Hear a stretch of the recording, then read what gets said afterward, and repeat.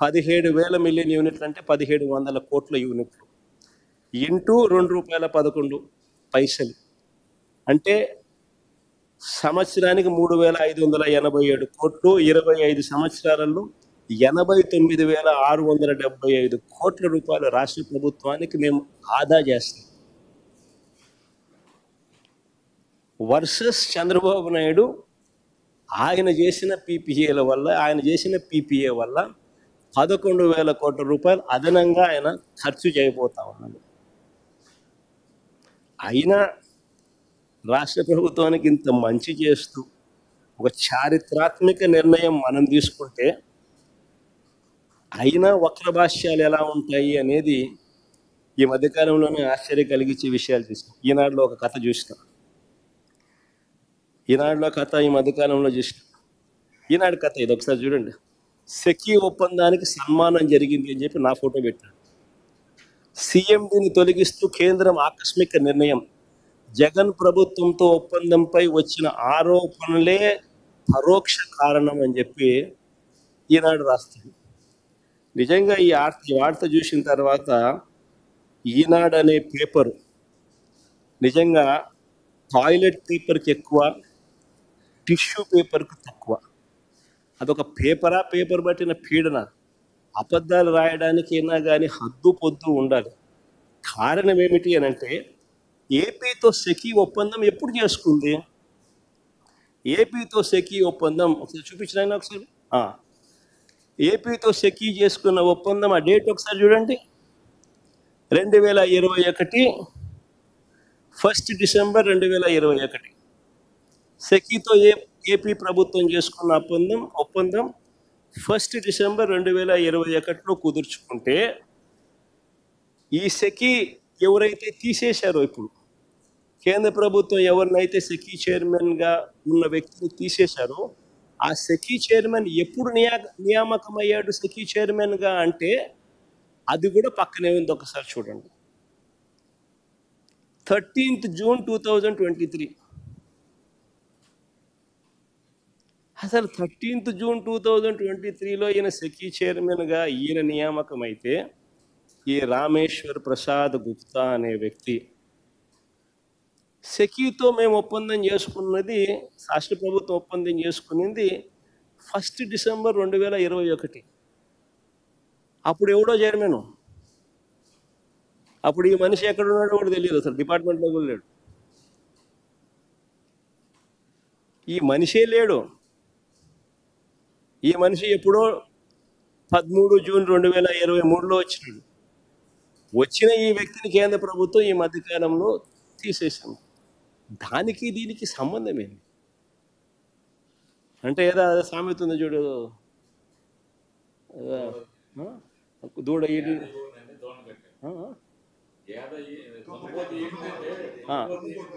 దున్నపోతు ఈనింది అని అంటే దూడను కట్టేసేయండి సార్.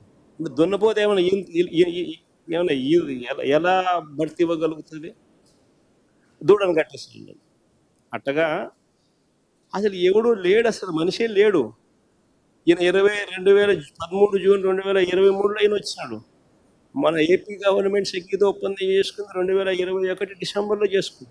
దానికి దీనికి సంబంధం లేదు. ఈ మనిషిని కేంద్ర ప్రభుత్వం ఇప్పుడు తీసేస్తే ఈ మనిషి ఈనాడు ముందు పమ్మ సెకీ ఒప్పందానికి సన్మానం జరిగింది. సీఎండీని తొలగిస్తూ కేంద్రం ఆకస్మిక నిర్ణయం. జగన్ ప్రభుత్వంతో ఒప్పందంపై వచ్చిన ఆరోపణలే పరోక్ష కారణం. అసలు మనుషులేనా వీళ్ళు? ఏమన్నా మాఫియా రాజ్యం ఇది. ఈనాడు, ఒక ఆంధ్రజ్యోతి, ఒక TV5, ఒక చంద్రబాబు. ఇది ఒక పేపర్లో వీళ్ళంతా ఒక మీడియా అని చెప్పుకునేదానికి సిగ్గుపడాలి వీళ్ళంతా.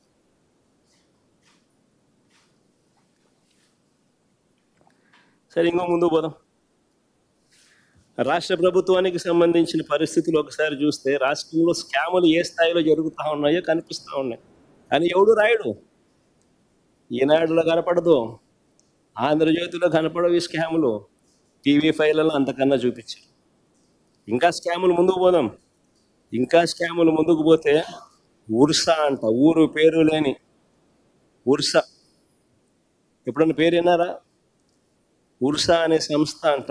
ఊరు పేరు లేని సంస్థకు విశాఖపట్నంలో రూపాయికి ఇడ్లీ వస్తుందో లేదో తెలియదు, కానీ రూపాయికి ఉరుసాకు 3,000 కోట్ల రూపాయలు భూములు ఇస్తున్నారు. దాని క్యాబినెట్ క్లియర్ చేసింది. ఈ మనిషి నారా లోకేష్కి స్నేహితుడు.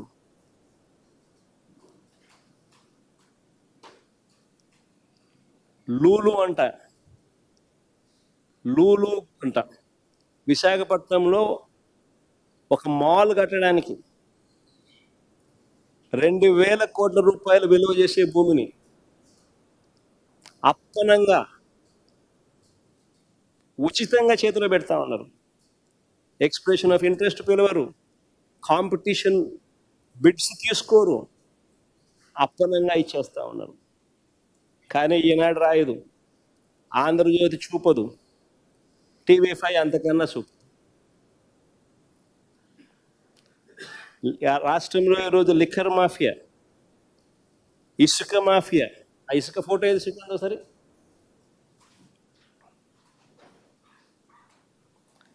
ఈరోజు రాష్ట్రంలో లిక్కర్ మాఫియా, ఇసుక మాఫియా, మట్టి మాఫియా, క్వార్ట్స్, సిలికా, మైనింగ్ స్కాములు, ఇలాంటివి ఎన్నెన్నో. ఇసుక ఒకసారి చూడండి, ఒకసారి మీరే.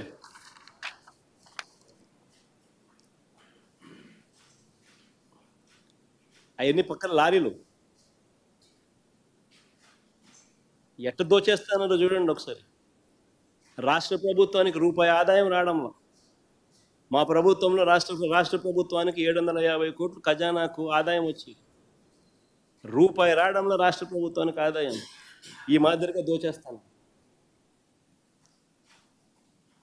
80 లక్షల టన్నులు స్టాక్ పెట్టాం మేము. ఎండాకాలంలో, వర్షాకాలం వస్తుంది కదా అని ఎండాకాలంలో